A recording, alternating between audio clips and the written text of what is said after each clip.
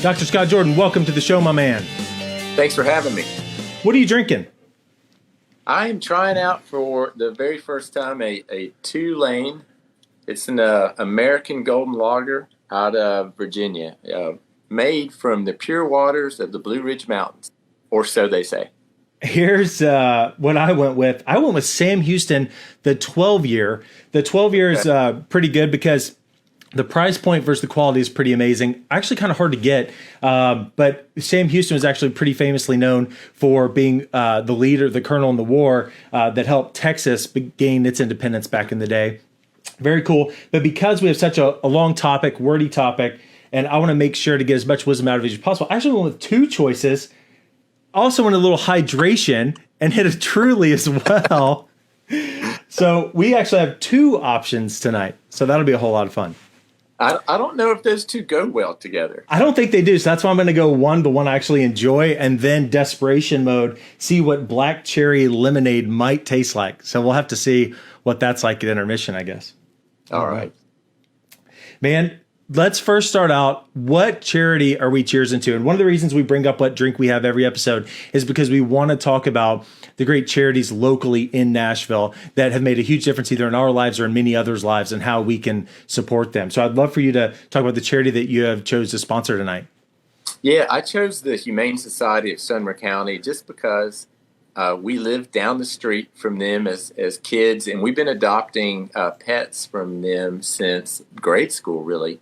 They do an amazing job for the funds that they have, and every animal that we've ever gotten from the Humane Society have been the best. Man, that's awesome.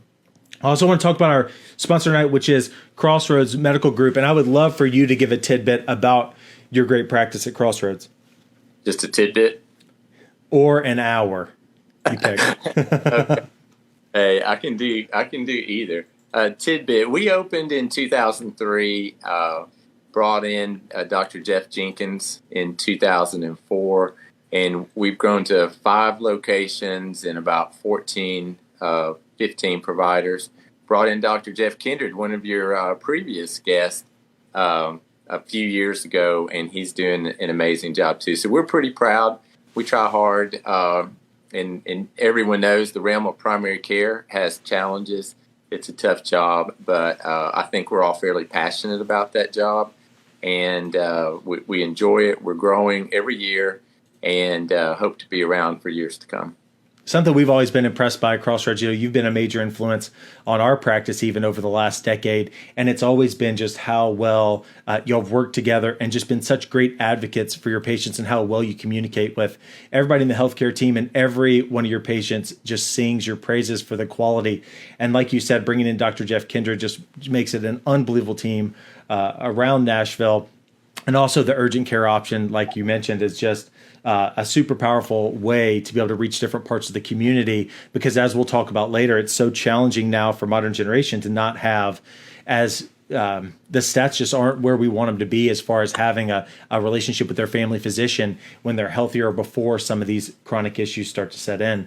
Before we get started today, I did want to address a question we had in between episodes. Kelly Swan had brought up a great question. She'd asked, how do you as a show answer questions live in the chat, as well as being live, talking to us and interviewing great doctors from around the community? And the answer to that is actually, not to surprise you, but we actually have a big production team. Like tonight, we have Mallory doing a great job on the production. We have Cassie also helping on the production, but they're in that actual live comments. But it takes our entire team at Active Spine and Joint Center to come together to be able to produce a show like this. There's so many moving parts, believe it or not, to be able to answer your questions live in the video format, as well as if it can be handled in a text question, to be able to answer you back.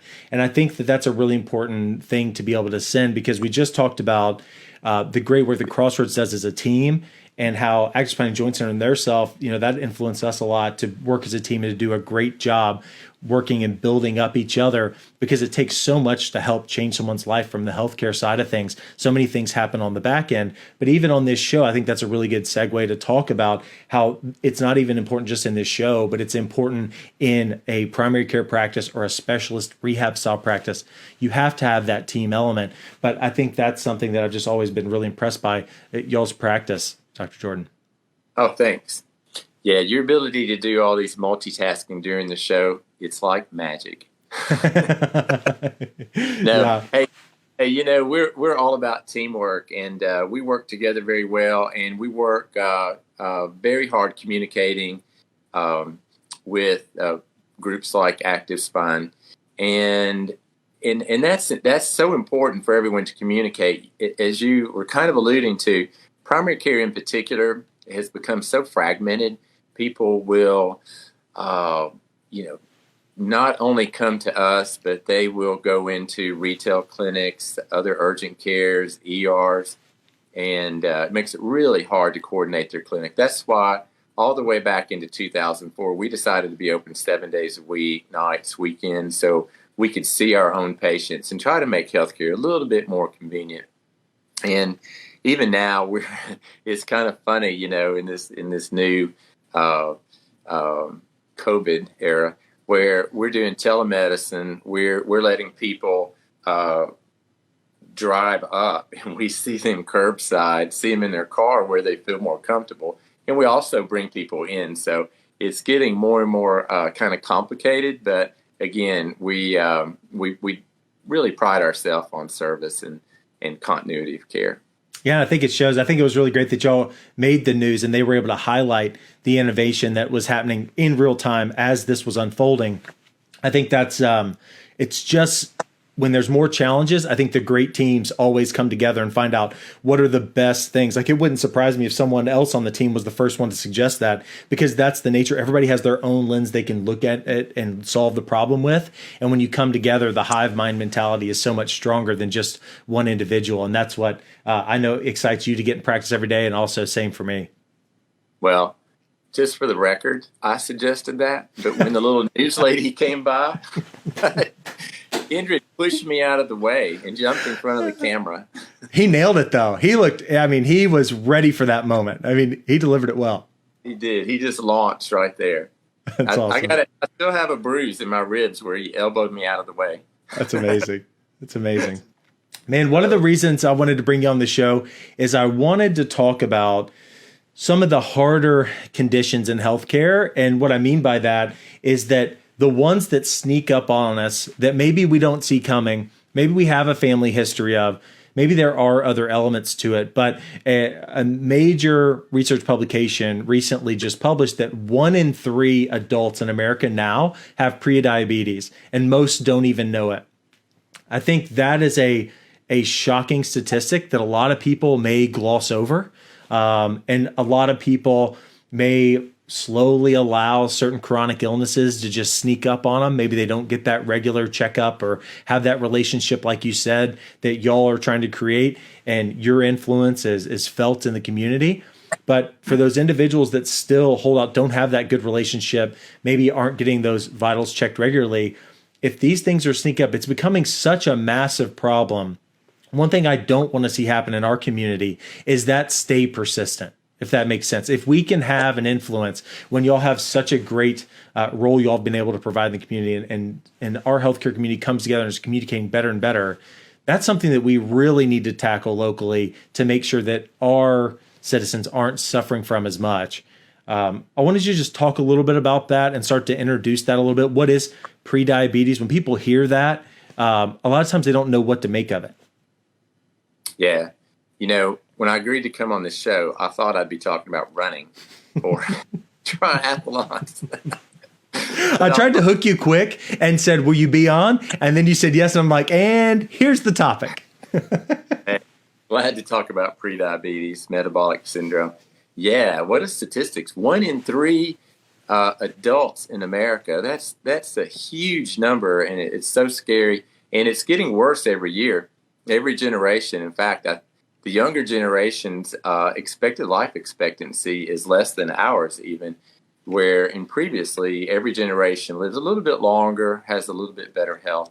But yeah, terrible, terrible numbers. Even in Tennessee, on like 10-care pediatric physicals, I think at the age of 2, we're supposed to check a lipid profile. Wow. But you're right.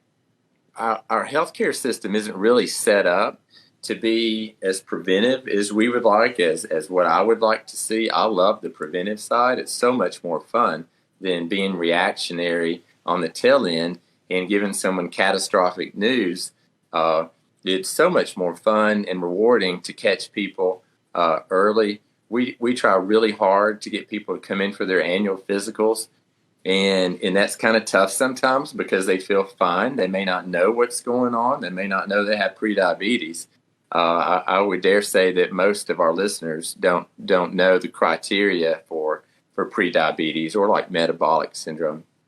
But we really try to get everyone in for that physical, get their blood work, get the weight and the waist circumference, and check their triglycerides, cholesterol, check them for diabetes, and get their fasting sugar and lipids.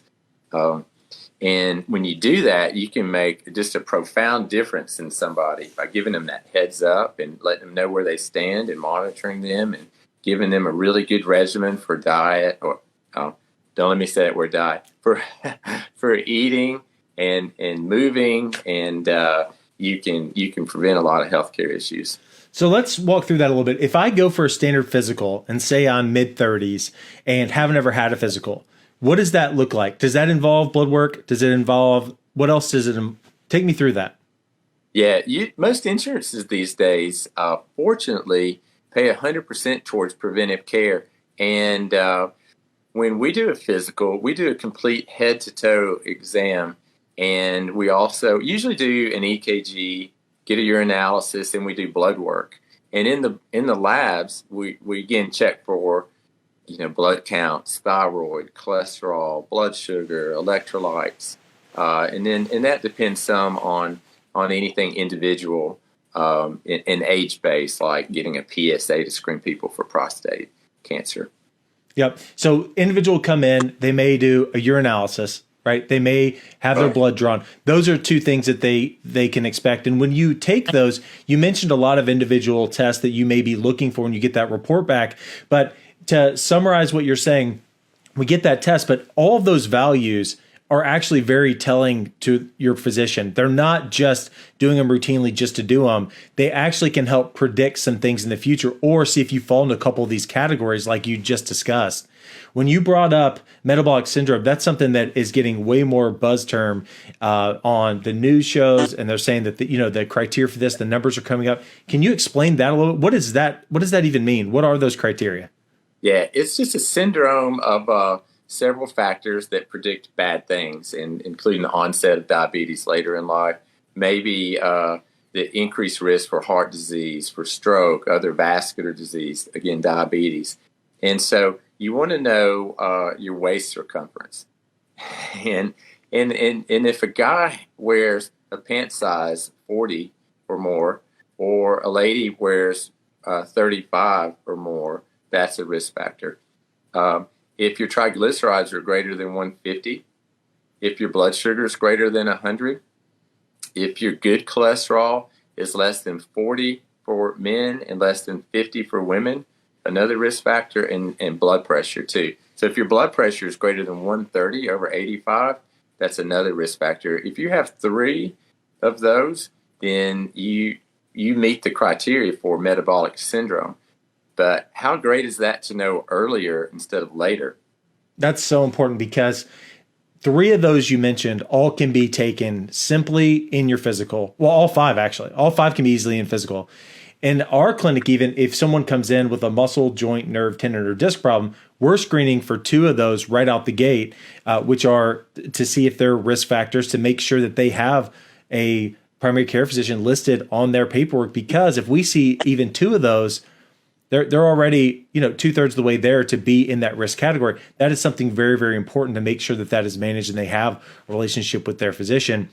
So all 5 of those can be tested real quickly in a physical and give you really good information. Something that jumped in my head as soon as you brought those up and catching it early, it's this idea that is really important.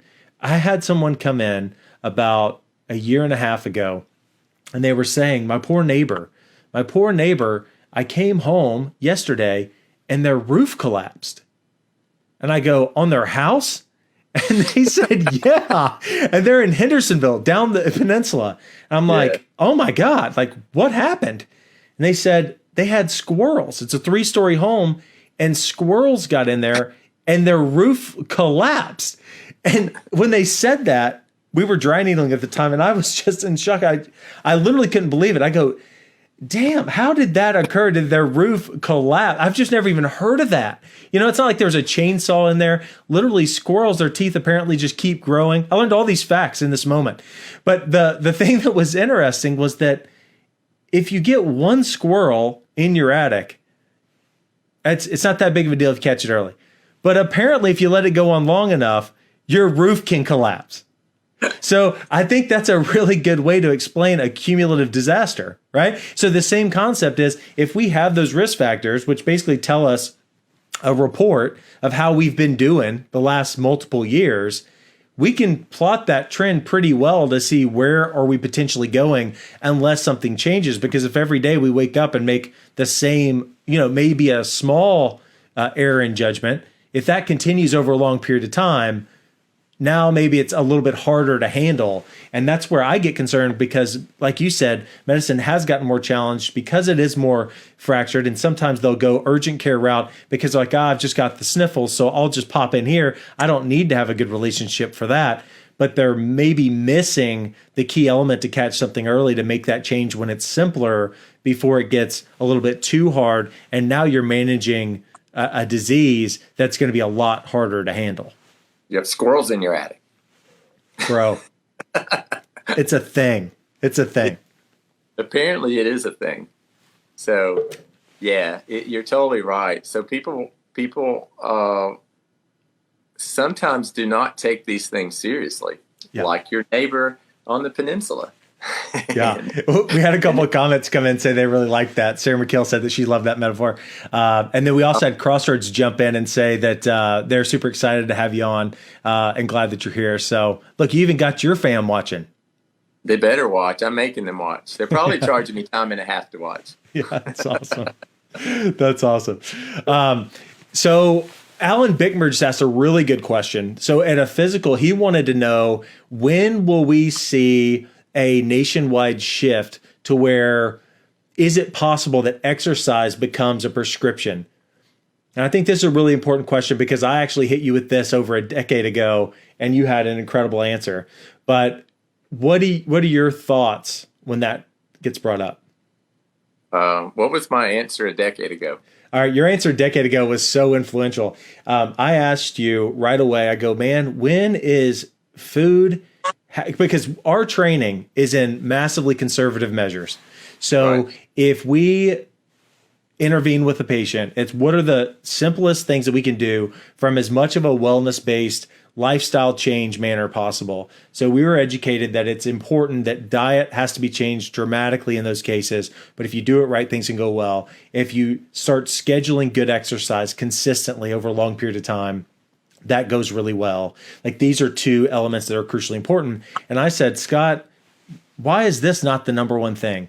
And your answer was, I talk about diet and exercise with every one of my patients. I don't know where you got this, idea that we don't cover this, but it's also, if we catch someone that has a blood sugar of over 300, we can't let that go unmanaged either. And I thought that was so powerful because that's not the lens that I was seeing it through at the time over a decade ago. And it was like, oh, absolutely. We're talking a timeline issue. I'm talking on the very pre-diabetic was how I was trained. And you're educating like, hey, bro, we look at it from every single angle. And if they're already at this point, we've got to do something that's a little bit more important to intervene. But hey, look where we're trying to work them back to get their numbers back to where they're managed.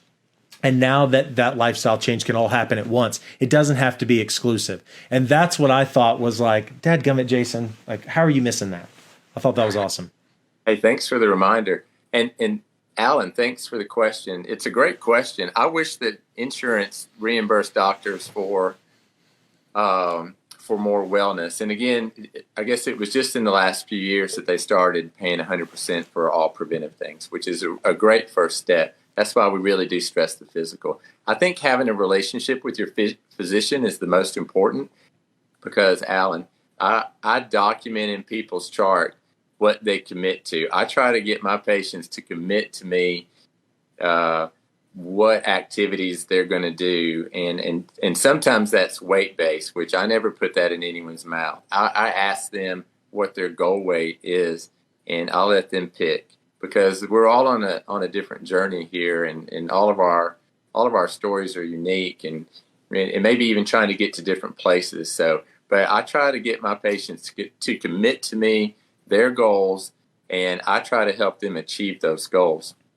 We're really good about doing that when we develop a relationship together, and we have lots of ways to talk, again, whether it's in person in a room, telemedicine, and we have a great patient portal where I have lots of patients that email me regularly, and we talk about their goals and where they are and what their stumbling blocks are. So that's a great question. And I think preventive care and having a strong relationship with someone that you can communicate with. Yeah. One of the companies I teach for, because you brought up the side of the physical, and most now are covering a physical, where we also see, in the healthcare world, from the musculoskeletal side, is back pain is one of the number one things that are almost that tip of the spear that changes someone's activity level for a really long time. And I think the coolest thing of this company called Functional Movement System, what they've had instructors and owners from that company have done is they've actually sat down with major payers and discussed on a task force of what can we do to pick this up early, because we have a standardized movement screen that we can do that is also helping to try to predict ahead of time when someone is going to have some of these onsets of discomfort. And again, it's real early on with that research, but I think the coolest part is that they're starting to look into those avenues, because as of 2019, it was the first year, it was 2018 or 2019, for the first time that the pain costs from any category of pain had started to exceed cardiovascular disease and cancer as far as payouts, because it's gotten that big of a deal. But when we look at it, I think it's a bigger picture. Like you said, one of the things that would be a major player in that is if we all had our physician relationship from very early on, you could be having these conversations when it is just a little bitty, molehill. Like it can be a smaller thing. And that's the key. And a lot of these elements are just missed. But I think some of those simple things would make a huge difference statistically. Yeah, absolutely. Yeah. I think in our community, that's where I just want to see that change and continue to improve, because we can make big change right here locally. And that's why I really appreciate you coming on the show tonight.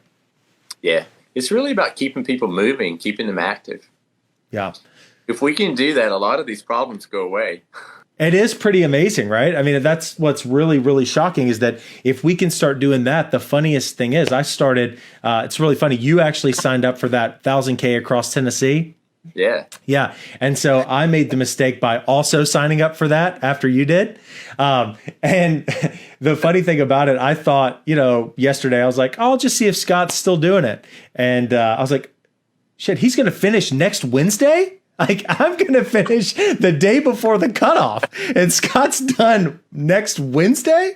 Yeah, I thought that was really funny. But the one thing I've learned just from that over this last 8 weeks is that you dramatically are going to just pick different food choices, because you know how it's going to feel on that long walk or that jog walk the next day. You're not going to necessarily eat the same food choices because it's going to impact the run or how you sleep. So you're like, to heck with that. And I think that's a funny inadvertent thing, even though we've been talking about it for a decade with patients. But to have that I'm getting up at 4:30, I'm doing this now. I mean, it's that level of commitment maybe is a little dramatic for some that haven't had that history, but there's no doubt it changes your food choices pretty dramatically. Absolutely. And just for the listeners, I don't recommend that people do 1,000K run across Tennessee. maybe a nice walk or a 5K is very healthy. But yeah. But save it for the running episode. That's going to be a good one. When we get into the ultras, that'll be a wild hour. I know that will be. Yeah, that'll be fun. But I think talking about your feeding choices when we're talking about metabolic syndrome and diabetes, I think that's something we could talk about the rest of the evening. But it's not a one size fits all. It's not like we don't like to talk about diet. Really, we like to talk about finding foods that are nutritious for you, healthy for you, that make you feel fed, and give you the energy you need for your day.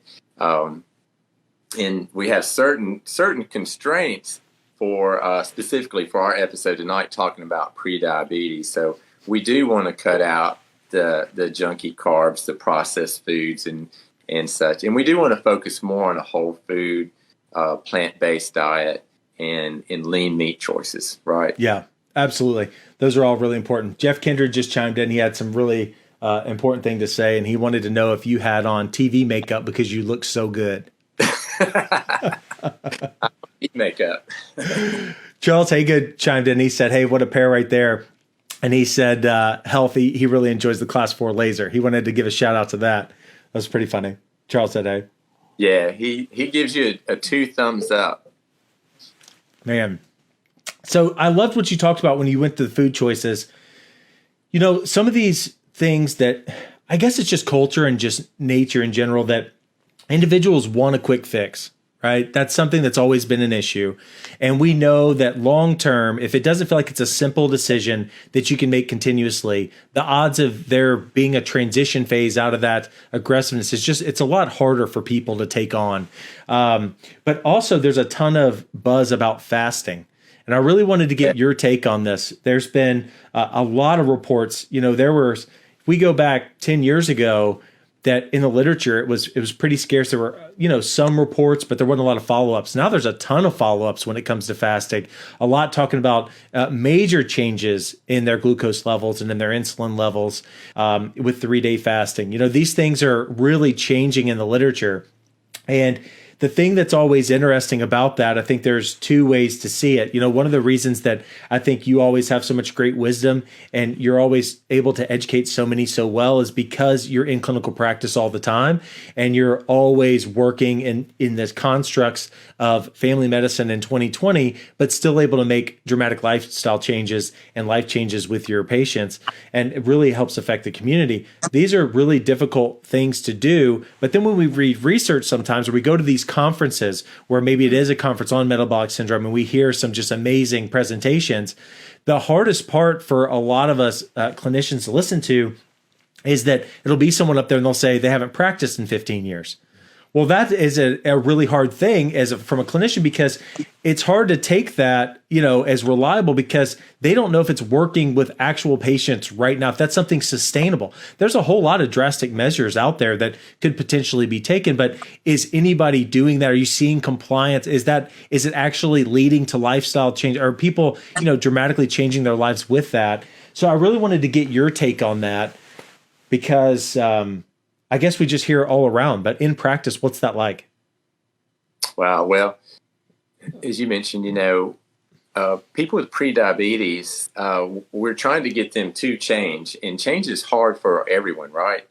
And change can be kind of painful. So you have to kind of get to this point where the change of staying the same is more painful than the pain to change and change your mindset, change the way you eat, change the way you move. And that's hard because we're talking about prediabetes and metabolic syndrome. A lot of these people feel fine. Maybe they're tired. Maybe we're telling them that their numbers aren't good or that they're heading in a bad direction. But overall, a lot of them, feel kind of okay. Maybe they like the way they eat and they'd rather watch Netflix at night than to go for a walk. And so it's getting people to change. And then it's tough. You have to figure out with each person how to get them to eat to win every day and how to get them to move to feel better every day. And everyone's different. So I have people that are doing amazingly well on a low carb diet. Some people like myself, we're not trusted to be left alone with a bag of chips or a dozen Krispy Kreme. You can't give me that. I can't eat just one. And some people can, but I can't.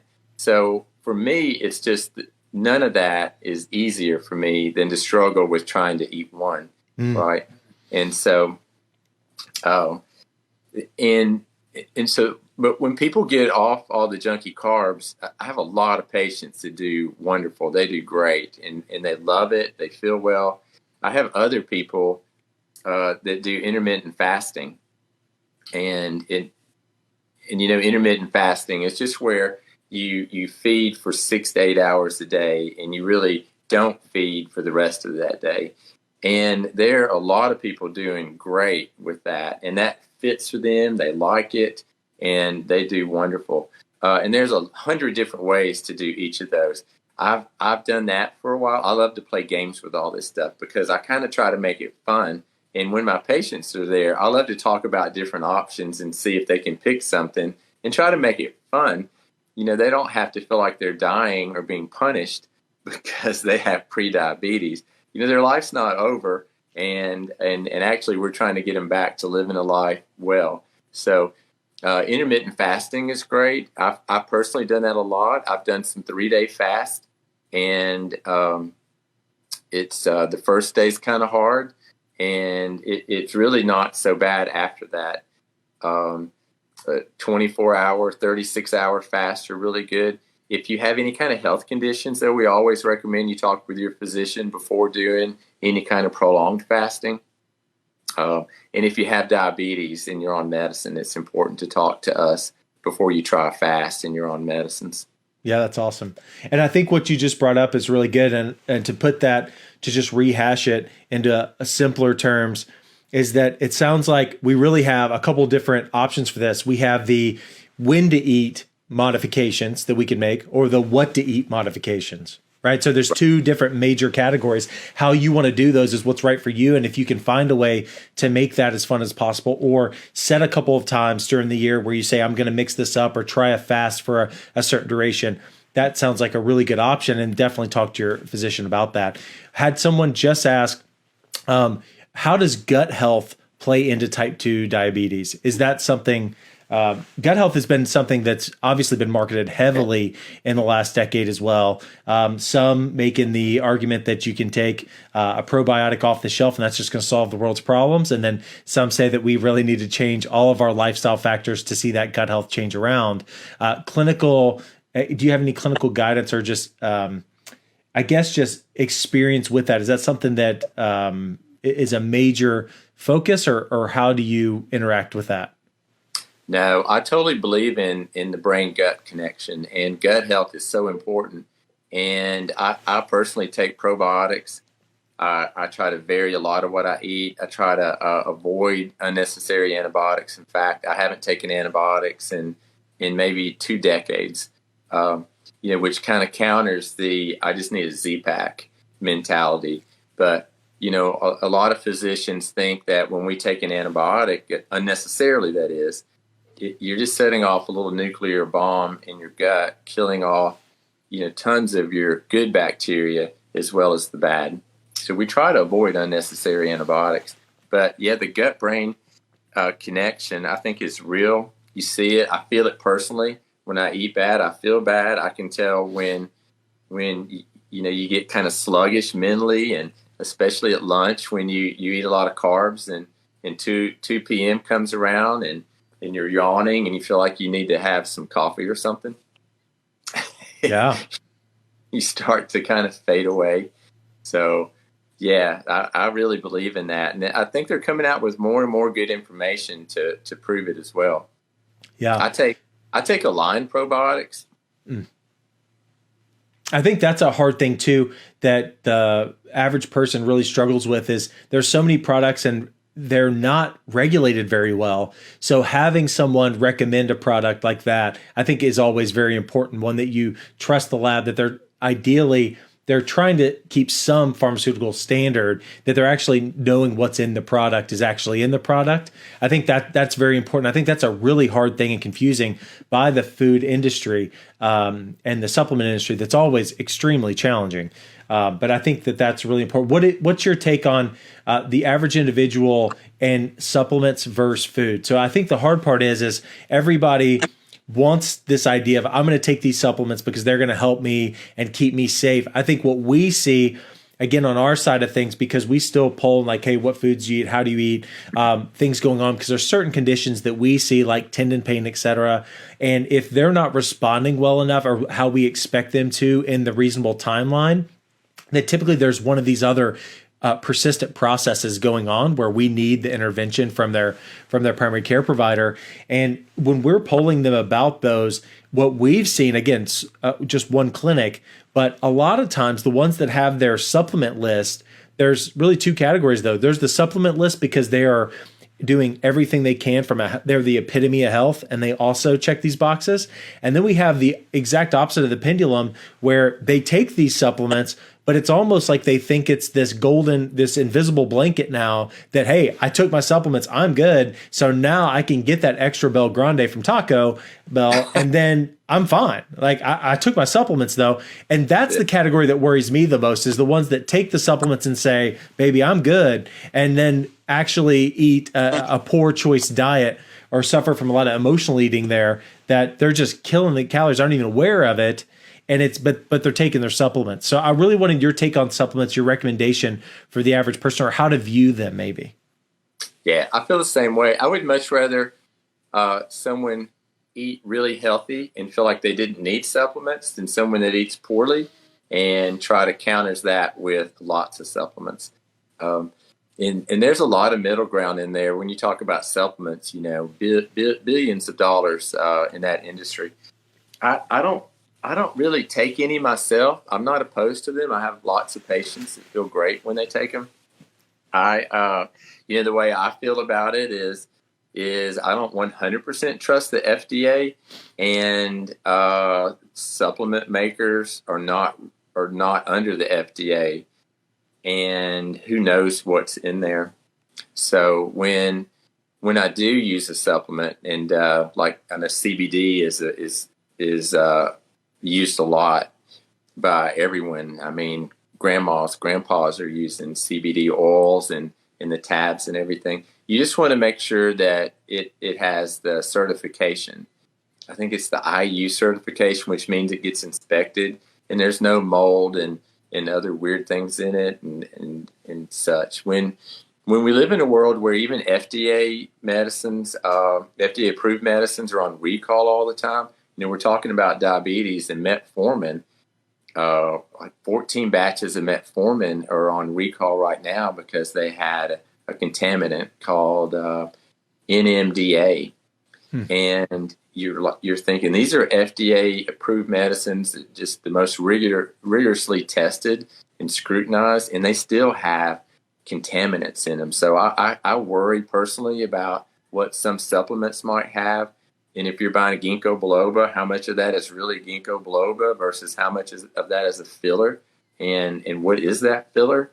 And they all like to say proprietary formula.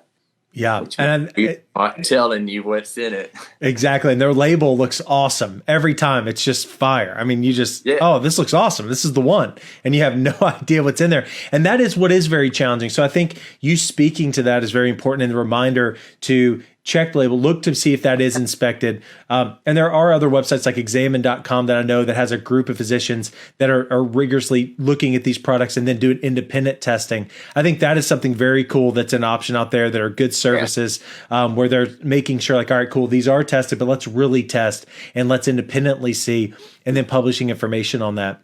Dr. Allison Canby responded and said that she loves that you brought up the intermittent fasting. She's seen a lot of change as well with sugar getting under control by doing that. Dr. Coghill in our office actually does quite a bit of intermittent fasting, and we've had conversations about that in the past. So I think those are really good tidbits, and I think they're important points, because they are the good news is when something is somewhat of a fad, it is nice when there is some good medical backing behind it, or that if you do it right, that there are ways that can help, because that is, again, in that category of that time restricted feeding or that when to eat type categorization. And there can be massive changes that can occur there just getting things under control again by making sure you're not doing that extra snacking and sneaking in those additional calories. I know when COVID hit, I don't know how many that are watching the show are emotional eaters, but I am a classic emotional eater. Even when I don't even know it, I'm an emotional eater. And man, I put on 10 pounds in record time. And it was like, then the 1,000K across Tennessee came, and I'm like, I need this, and it hit, and it was time, baby. Yeah. But yeah, I was like, I'm not doing that again. That was a mistake. And brief intermission. This black cherry lemonade, not as miserable as expected. Good. Yeah, I was nervous, but I'm like, I'm hydrating. Yeah, good. It's for your kidneys. Kidneys are adaptive, Yeah. I know this isn't an episode, but I'm going to interject that I love to do fasting long runs, and so I will intermittent fast, and I've had great personal success with that. I love that, and I actually feel good when I do that. But it's great to go for a really long run, like maybe 20 miles, and not eat. You don't eat breakfast, and you just run. Granted, you can't run really fast when you're clearly right, because your glucose levels are going to drop. But you're teaching your body to burn fat, and you're getting out of that carb burning which is mode awesome. And teaching your body to burn fat. And a lot of people never really get into that fat burning mode, and you can feel it, and just the weight comes off. Yeah, I think that is something really important to talk a little bit more deeply about, because I think what's at heart of this issue for so many people, obviously we had the marketing over the last 50 years about how many meals you need to eat a day, how you need to eat a healthy snack. All the daycares are forcing snacks like, hey, we're going to eat them, 6 times a day. Like they can't go 4 seconds without wanting something. My 3 and 5-year-old are so trained in that. They're like, I need some apples. I need this. I'm like, woman, you just ate breakfast 20 minutes ago. Like, you don't need another damn snack. Like, honey, you can make it. I promise. Like, it's 2 hours.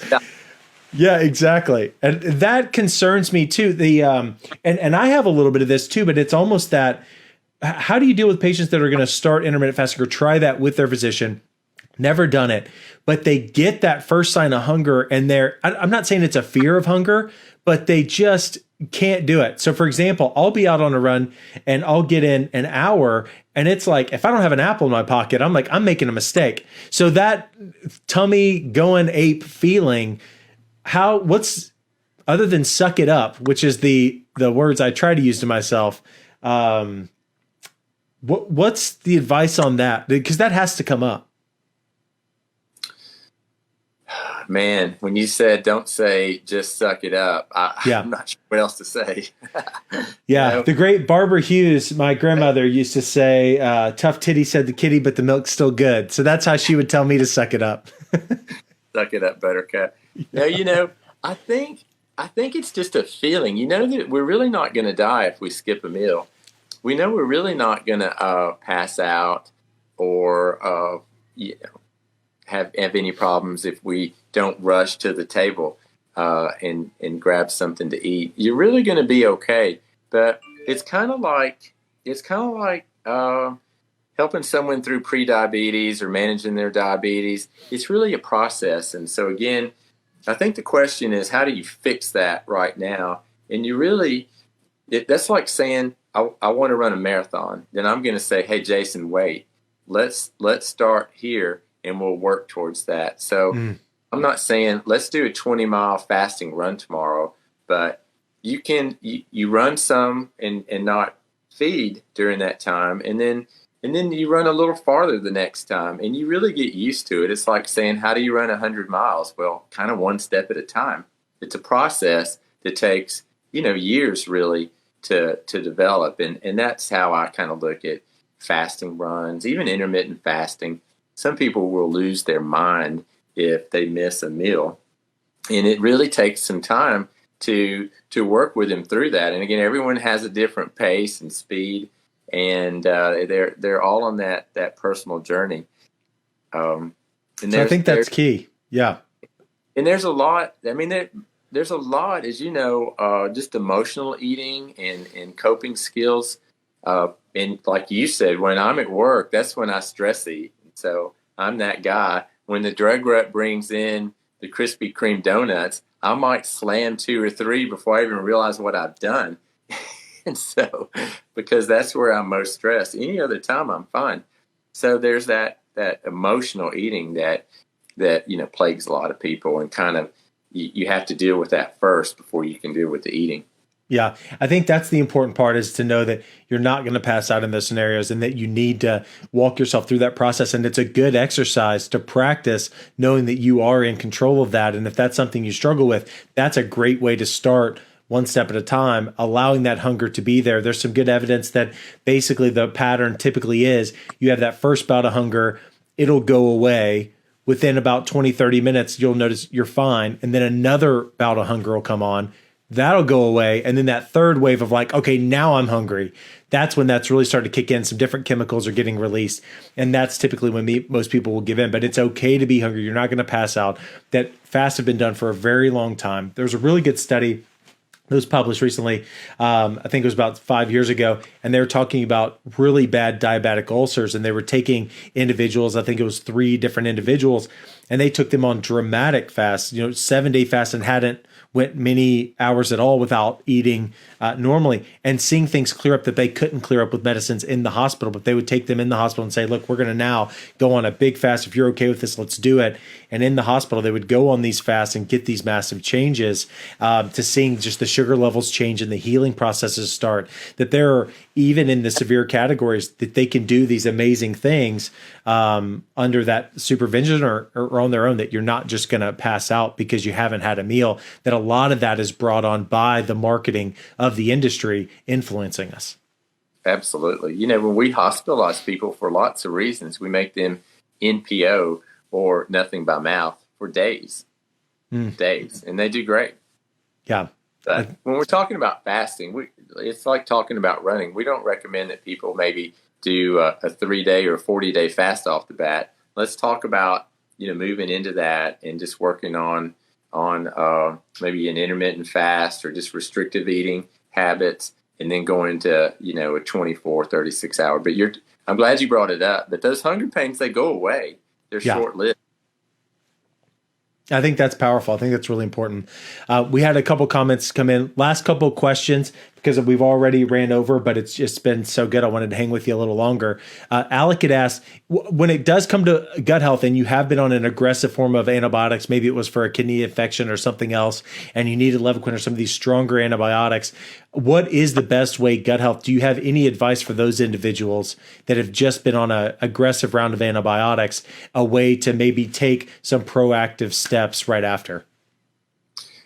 Well, I think besides the probiotics like Align and other fermented things that you can eat or drink, like kombucha, I think just a clean diet, whole foods, healthy foods, mostly plants, is really excellent for your gut, and it just takes a little time from that.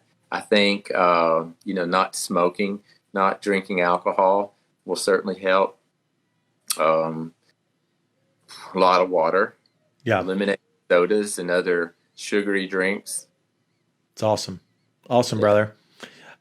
Mallory had commented that one of the best things at our office, she loves the hangry box. We have a box that everybody contributes to, that if you're just in that moment, you can run to the hangry box, grab something to eat, sprint back, and then still be able to give everything to help the patients and make that influence in the community.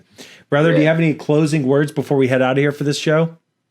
We didn't talk about as much as on prediabetes as we plan to. I know. Any more questions about that? Not right now, brother. I love it. Here's what I know. I appreciate all the shares. Anybody that else can share this before the show's over, really love it. We really appreciate all your time getting this out there, sharing these messages, answering your questions, something we're extremely passionate about. What I want to see is I can't wait to have Dr. Jordan on again. There's so many other topics where we could really glean a lot from your wisdom, being in practice, such a great athlete yourself, and just the epitome of health. So we really appreciate everything that you bring, that life balance side to it, to our communities, and appreciate having you on. Any closing words? Yeah. Sorry that we didn't get to all the details, but I would like to close with just talking about the thing that frustrates me the most, or the thing that I wish that I could help my patients with, just their mindset. And if I can get patients to work with their mindset, to get rid of all their preconceived ideas that maybe they can't they can't move much, or they can't really change the way they eat, and they've never eaten anything differently. That is huge. I have so many people in their 40s and 50s that just feel stuck, and I want them to know that they can change, that we have great stories. We have, I could go on all night about how people have lost, 50 pounds, 100 pounds, 60, 70-year-olds that took up running and biking, and it biked across the country and ran across the country. Crazy, amazing things. So there's so much potential out there. And if you do get a diagnosis of prediabetes or metabolic syndrome, it's okay. It's just time to take a course correction, make some changes, kind of think big, commit to your health, and work with your provider, and develop a plan, have some accountability, and you can do great. Yeah, I think that's awesome. I really appreciate those words. And I think another thing to think about is, like you said, if you get one of those early diagnoses and even though you're doing the right thing, you got that physical ahead of time. Turns out you do have one of those diagnoses. You need that course correction. Remember, it's that if we choose fast food, one meal a day, and we replace that with an apple a day, all of a sudden we can do that repeated over a long period of time. And then we can see that course correction even begin that simply, just simple steps one at a time, and working with somebody is what makes it happen. Little small steps, baby steps. Yep. I love it. All right, brother, you did amazing. Thanks for being on the show. We'll have you on again soon. Thanks, buddy. Cheers to Humane Society.